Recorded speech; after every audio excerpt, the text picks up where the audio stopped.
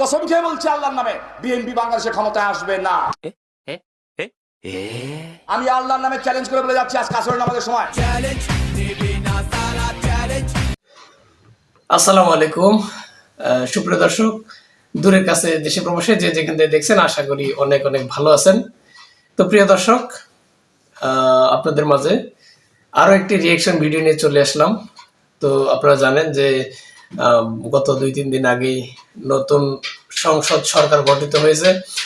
এই সংসদে বা এই সরকারের সংসদ কাঁপাবে যে সকল এমপি মন্ত্রীরা, তাদেরকে নিয়ে আজকের এই নতুন ভিডিও আপনাদের সাথে আমিও দেখব এবং আপনাদেরকেও সাথে শেয়ার করব এবং বলবো আমাদের চ্যানেলগুলো, যদি ভিডিওগুলো ভালো লাগে চ্যানেলটি লাইক কমেন্ট সাবস্ক্রাইব করবেন। তার আগে আরেকটু কথা বলে রাখি, আমাদের যে মূল ভিডিওটা যেটা আমরা রিয়েকশন করব বিতিকবাজের ভিডিও, তো আপনারা সেই ভিডিওর লিঙ্কটা ডেসক্রিপশনে পেয়ে যাবেন, ভালো লাগে দেখতে পারেন। তো চলুন দর্শক, আমরা আজকের এই ভিডিওটি শুরু করি। কসম খেয়ে বলছি আল্লাহর নামে, বিএনপি বাংলাদেশে ক্ষমতায় আসবে না। আমি আল্লাহর নামে চ্যালেঞ্জ করে বলে যাচ্ছি, আজকে আসরের নামাজের সময়। 20 বছর পর আবারও ক্ষমতায় বিএনপি। অনেকেই এখন ভাবছে তারা করবেটা কি। এরই মধ্যে শপথ নিয়েছে তারেক রহমান প্রধানমন্ত্রী। সংসদ সদস্য নির্বাচিত হইয়া প্রধানমন্ত্রী তারেক রহমান হলেও সংসদে কিন্তু থাকছে আরো 298 জন এমপি। তাই আজকের এই ভিডিওতে আমরা দেখব 2026 সালের সংসদ কাঁপাবে যারা। ভিডিওটা শুরু করব শহীদ বিপ্লবী ওসমান হাদির স্মরণে। যদি এমপি হইতে পারি ইনশাআল্লাহ, বাকি 299 জন এমপি চান বের করে ফেলবো। প্রথমেই বলা লাগে মাইটি লুৎফুজ্জামান বাবরের কথা। তিনি হয়তো সকাল বিকাল ইন্ডিয়া প্রেম ধুয়ে দিবেন।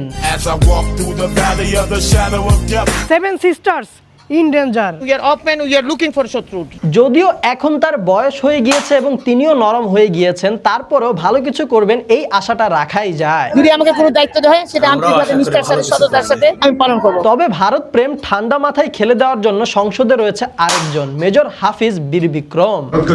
ধন্যবাদ কেন? যে তারা শেখ হাসিনাকে আশ্রয় দিয়েছে। এতে তো আরো রাগ হওয়ার কথা, উল্টা বলছেন কেন? শেখ হাসিনা এবং আওয়ামী লীগের যে এত বড় ভারতের দালাল দেশের শত্রু, আশ্রয় না দিলে তো আমরা বুঝতে পারতাম না। বলছিলাম যে আওয়ামী লীগকে কি বিএনপি আবার ফেরত আনবে? আওয়ামী লীগের ফেরত আসার কোনো সম্ভাবনা আমি দেখি না। কবুল করছে। আওয়ামী লীগ ফেরত না আসলেও ফেরত এসেছে 2006 সালের শিক্ষা প্রতিমন্ত্রী। উনি হেলিকপ্টারে করে নিজে বিভিন্ন জেলার পরীক্ষার হলে যেতেন হাতে নাতে নকল ধরার জন্য। আমি নকল প্রতিরোধ করার জন্য নিজ পকেটের পয়সা দিয়ে হেলিকপ্টার রেন্ট করলাম। নকল ধরার সাথে হেডমাস্টারকে অপরাধের জন্য ধরে হেলিকপ্টারে করে ঢাকায় নিয়ে আসতো। জালিয়াতির অভিযোগ এক প্রিন্সিপালকে সরাসরি হেলিকপ্টারে তুলে ঢাকায় নিয়ে আসার ঘটনাও তখন ব্যাপক আলোড়ন তোলে। এই শিক্ষা প্রতিমন্ত্রীর প্রশংসা করে গিয়েছে স্বয়ং বিপ্লবী ওসমান হাদিও। মিলন সাহেবকে শিক্ষা প্রতিমন্ত্রী বানানো কেন? ভদ্রলোক এমন একটা কাজ শুরু করলেন, হেলিকপ্টার নিয়ে প্রতিদিন বিভিন্ন পরীক্ষার কেন্দ্রে হানা দেন। সাথে বেগম জিয়াও। শিক্ষার জন্য আমরা কি করেছি মিলন জানে। 20 বছর পর আবারও বাংলাদেশের সংসদে এমপি হিসেবে নির্বাচিত হন মিলন সাহেব এবং ক্ষমতায় এসে প্রথমেই তিনি বলেন পড়ালেখার কথা। ঠিকমতো লেখাপড়া করতো, সাথে দিয়ে দেন ওপেন থ্রেট, নকল আর হবে না। ডিয়ার এসএসসি স্টুডেন্টস, পুংডামি ফাতরামি জাউরামি বাদ দিয়া পড়ালেখা করতে বসো। আমার ছাত্রছাত্রীরা আমেরিকার মানের লেখাপড়া শিখবে। এসএসসি এর কথা যেহেতু আসলো, ডিয়ার 9, 10 এবং এসএসসি 2026 ব্যাচের শিক্ষার্থীরা, তোমাদের পড়ালেখাটা যদি একটু সহজ করে দেই তাহলে কেমন হয়? আপনি সব খুলে বলুন। টেকনিক ইজি এডুকেশন, নাম তো সুনাই হোগা।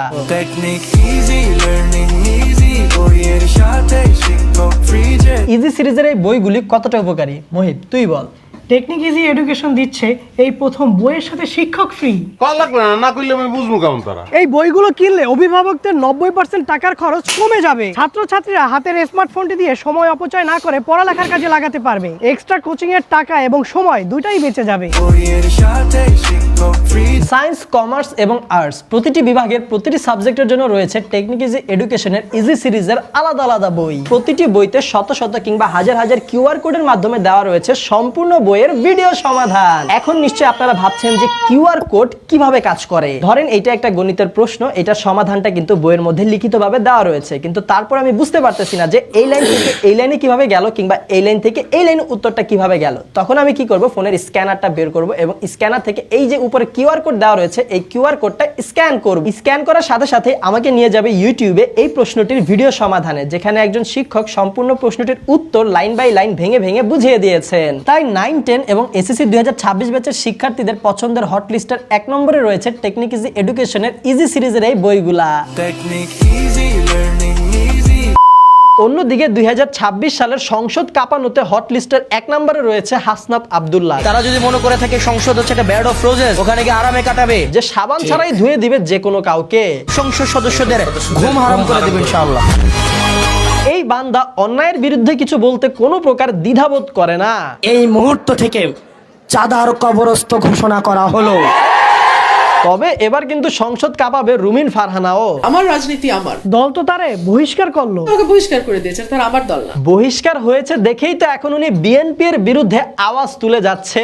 গতকালকের ইলেকশনেও তো তা বিভিন্ন জায়গায় তাদের আচার আচরণ খুব ভালো ছিল না। সরকারের দোষ ত্রুটি ধরা এবং অপকর্মের বিরুদ্ধে এক বজ্রকণ্ঠ হবে রুমিন ফারহানা, আশা রাখাই যায়। বিএনপির নেতাকর্মীদেরকে মাঠ পর্যায়ে কন্ট্রোল করা যাচ্ছে না, চাঁদাবাজির সঙ্গে যুক্ত, জমি দখলের সঙ্গে যুক্ত। সংসদে সরকার দলকে চাপে রাখার জন্য রয়েছে আরো 2 জন অকুত ভয়ে। একজন হচ্ছে আমাদের বিরোধী দলের নেতা জামাতের প্রধান ডক্টর শফিকুর রহমান, যে কৃতজ্ঞতা প্রকাশ করে না সে ভালো মানুষ হতে পারে না। সরকার ভুল কিছু করলেই তুলবে আওয়াজ। সেই ফেসিবাদ, সেই কালো অধ্যায় আবার বাংলাদেশে ফিরে আসুক, আপনারা কি চান? আর বিরোধী দলীয় প্রধানের আওয়াজে হালকা স্পাইস দেওয়ার জন্য রয়েছে ছাত্র নেতা নাহিদ ইসলাম। শেখ হাসিনাকে বাংলাদেশ থেকে হটাইতে পারছি, আর এই মির্জা আব্বাস তাদের বিরুদ্ধে আমরা কথা বলতে পারবো না, সব ভয়ভীতি দেখে আমাদেরকে আটকাবে। সরকার ভালোই চাপে থাকবে। রাজপথে নামার প্রয়োজন হলে আমরা সেটার প্রস্তুতি নিচ্ছি। পাশাপাশি বিরোধী দলরেও ধোয়ার জন্য আর চাপে রাখার জন্য রয়েছে সরকার দলীয় ফজলুর রহমান, যিনি 2 চোখে জামাতরে দেখতেই পারেন না। জামাত শিবির রাজাকার, এরা হইল রাজাকার এবং বেঈমান। ওনার মতে জামাত আর ইসলাম হচ্ছে 2 মেরুর, অন্তরে কোনো ইসলাম নাই। মানে ভাই ওনার আসনে যদি জামাত জিততে পারে তাইলে উনি সোজা বিষ খাবে, এই ঘোষণাও দিয়ে দিছিল। আমি বিষ খাই, আমি বিষ খাই। বুঝেন তাইলে এতটাই মনে প্রাণে জামাতকে উনি ঘৃণা করেন। জামাত আমাদের শত্রুরা আলবত রাজাকার ছিল, আর এখন জামাতের 70 জন এমপির সাথে তার সংসদ শেয়ার করা লাগবে। জামাতের দেওয়া বিরোধী দলীয় চাপগুলা স্মার্ট হাতে হ্যান্ডেল করার জন্য রয়েছে বিএনপির আরেক সংসদ সদস্য বিজ্ঞ নেতা সালাউদ্দিন আহমেদ। তরুণ প্রজন্মের প্রত্যাশা অনুযায়ী এই দেশকে আমরা মেধা নির্ভর, প্রযুক্তি নির্ভর এবং জ্ঞান নির্ভর রাষ্ট্র বিনির্মাণের জন্য।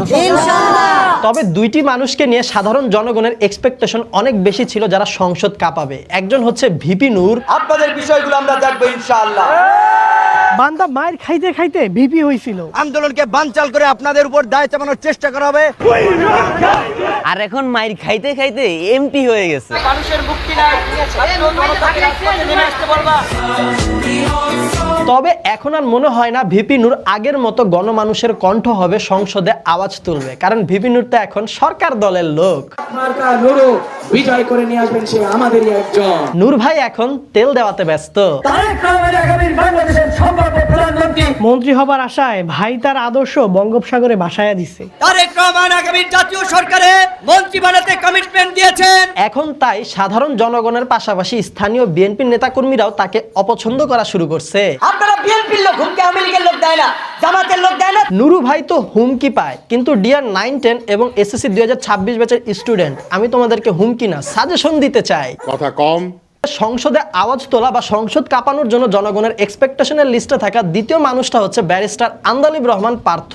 ইনশাআল্লাহ যাতে সততার সাথে, এটা একটা বড় আমানত, এটা জানে আমাদের দ্বারা খেয়ানত না হয়। পার্থ ভাই এমন একজন মানুষ যিনি 2012-13 সালে সংসদ কাঁপায় আসছিলেন। বিরোধী দলীয় নেত্রীকে বাড়ি থেকে যেভাবে বের করা হয়েছে মাননীয় স্পিকার, এমনকি সংসদে 2013 সালে শেখ হাসিনার সামনে বলেছিল তারেক রহমান দেশে ফিরে আসবে। ইট ইজ দ্য রিয়ালিটি যে তারেক রহমান ফেরত আসবে, and you will see more of Tarique Rahman. তবে এখন আর মনে হয় না তিনি আগের মতো সংসদ কাঁপাতে পারবেন। কথা সত্য, কারণ আগে ছিলেন উনি বিরোধী দলীয় সদস্য আর এখন হচ্ছেন সরকার দলীয় সদস্য। পার্থকে আপনারা ছিলেন ভোলার মানুষ।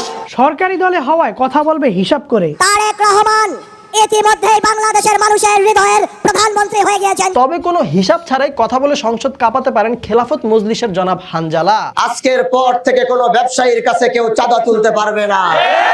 অন্যদিকে উত্তরবঙ্গের ব্যাপক উন্নতি হতে পারে তরুণ নেতা আক্তার হোসেনের হাত ধরে। সবকিছু সরকারিভাবে করা সম্ভবপর হবে না, বেসরকারি উদ্যোগ আমাদেরকে গ্রহণ করতেই হবে। তার মাথার মধ্যে রয়েছে সব ক্রিয়েটিভ আইডিয়া। সেজন্য ভ্রাম্যমাণ আল্ট্রাসোনোগ্রাম মেশিন এবং অন্যান্য যন্ত্রপাতি। ক্রিয়েটিভ মানুষের কথা যেহেতু বলতেছি সেহেতু বলা লাগে চট্টগ্রামের হুম্মাম কাদের চৌধুরীর কথা। রাঙ্গনিয়াবাসী আসসালামু আলাইকুম। জনপ্রিয় বিএনপি নেতা সাকা চৌধুরীর ছেলে উনি। আব্বাকে প্রতিটা মুহূর্তেই স্মরণ করি, রক্তের সাথে রাজনীতি মিশে আছে। তবে এইবারের নির্বাচনে মনে হয় হালকা কষ্টই রয়ে গিয়েছে উনার মনের মধ্যে একটা কষ্ট সবসময় থেকে যাবে, আওয়ামী লীগকে হারানোর সুযোগ আমি পেলাম না। তবে সব মিলিয়ে বললে বাপকা বেটা সে।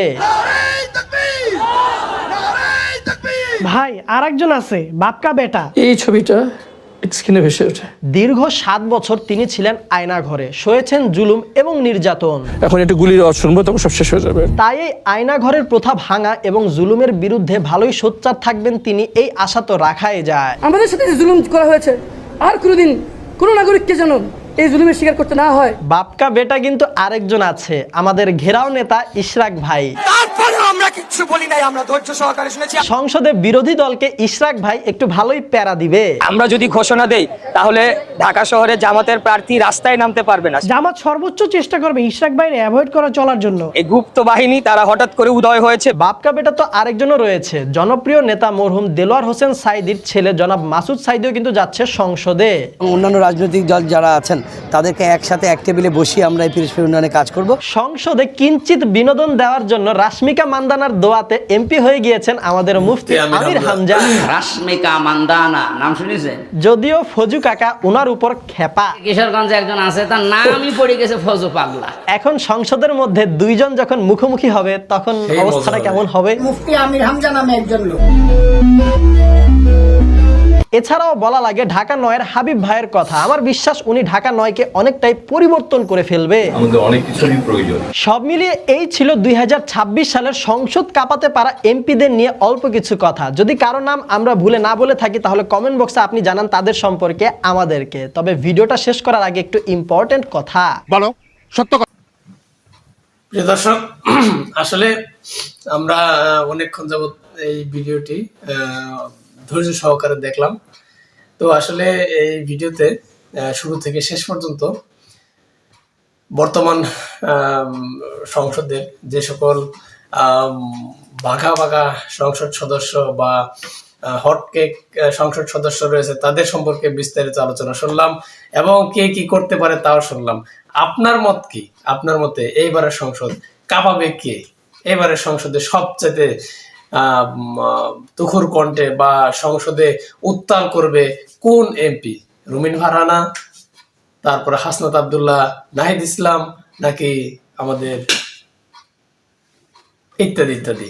আর কে এরকম সংসদ কাঁপাতে পারে বলে আপনার মনে হয়? অবশ্যই কমেন্ট বক্সে কমেন্ট করে জানাতে ভুলবেন না। তো সবাই ভালো থাকবেন, সুস্থ থাকবেন, দেখা হবে নতুন কোনো ভিডিওতে।